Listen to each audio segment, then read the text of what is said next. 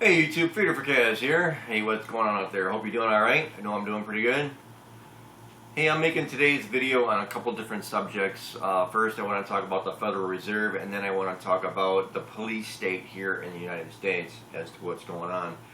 And it's kind of weird how both of these stories are contradicting to each other, because one is about stopping unemployment and the other one is about unemployment gaining. So I'm going to cover both topics here, and it's very contrasting. It's very interesting. But anyway, getting to the video right away.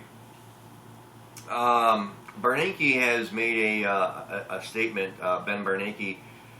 He's talking about the need for more stimulus to get the economy going, or at least, not having it fall back anymore from what he already has. And because I recently did a video on GM and on how 26% of GM is still owned by the U.S. government, and even though GM seems to be thinking that they're going in the right direction, if you really do some of the deep research on it, you can see that there may be some underlying situations in that are pretty much open knowledge. You can research those ideas and actually find information about that. But he's talking about more stimulus for the economy, and it's very difficult to be keeping on using these stimulus packages to keep the economy going.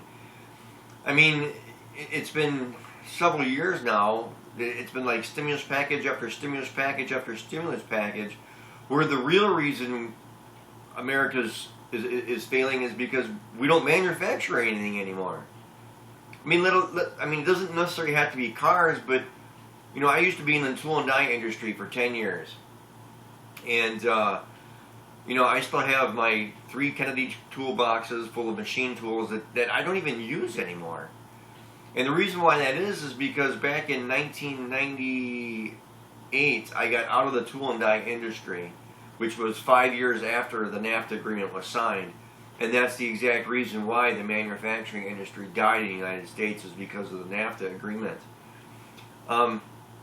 I argue that point with a lot of 20-somethings and 30-somethings because they weren't old enough, or at least aware enough, to know just exactly how much damage the NAFTA agreement did. It did a tremendous amount of damage to the United States industries. And this is the problem that we have now.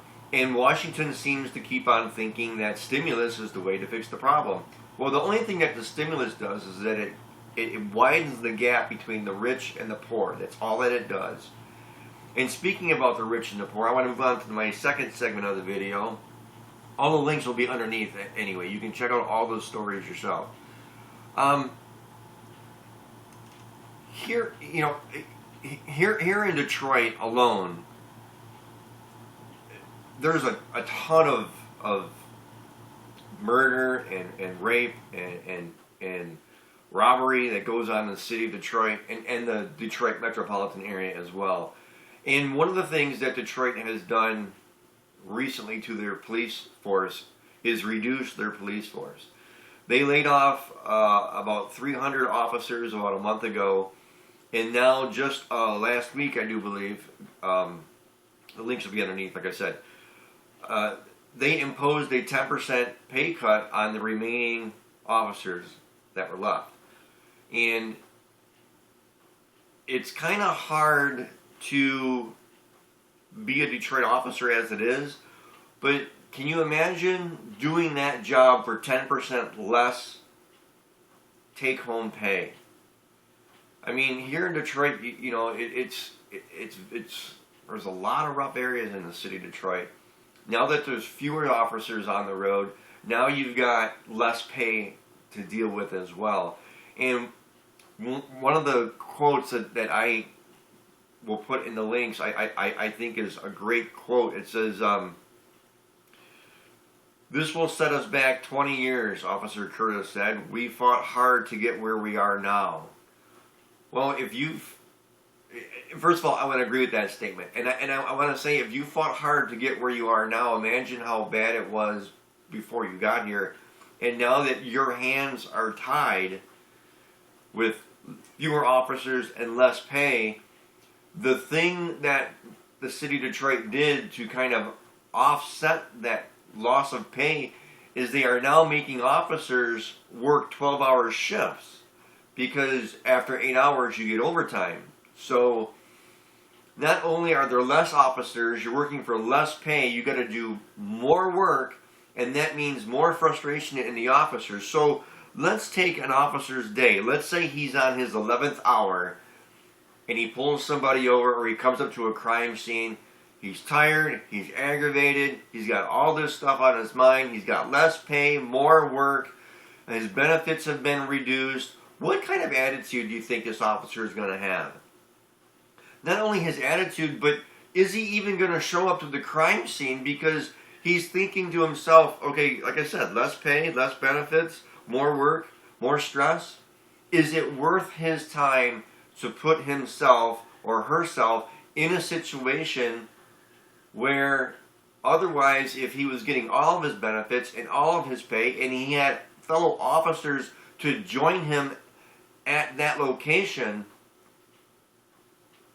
he's got to sit there and think, okay, we don't have that situation anymore. All we've got is me and maybe one officer to control this particular incident. In my honest opinion, if I was a Detroit officer, I would not go to half of the calls that come over the radio and say, we got an incident here, an incident there, because you really have to think about what kind of backup you're going to have, and if you don't have any backup and you're the only officer there, how quickly is this going to get out of hand? My point to all of this is Detroit isn't the only city this is happening in. This is happening nationwide, and in fact, in New Jersey, they just fired 270 police officers as well. And there'll be links underneath about the Camden, New Jersey police officers as well. But this is going on nationwide. It seems as though Bernanke wants to decrease unemployment, but on the other hand, certain portions of government are increasing unemployment. So you have this very weird, very strange situation that's going on. Now, and I've said it before, I'll say it again. In my honest opinion, the reason why they're reducing the police force is so they can usher in martial law.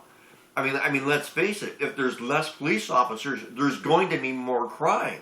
If there's more crime, there's going to be a need for a presence to, quote unquote, protect the citizens. Well, how else are they going to do that? If they don't have officers, how else are they going to do that? There's only one way they can do it, and that's to have military men come in and patrol the cities. And that's exactly where I think this is all going. I think that, honestly, if you look at what's going on nationwide, I'm sure if you were to research other major cities throughout the country, you would find this exact same scenario going on. It's just, I don't understand the whole theory of this. It's ridiculous. It's ridiculous, and in my honest opinion, the agenda is just moving forward, and the people who can't see what's really going on are just blind to the truth. That's my take on it. You guys have a good day.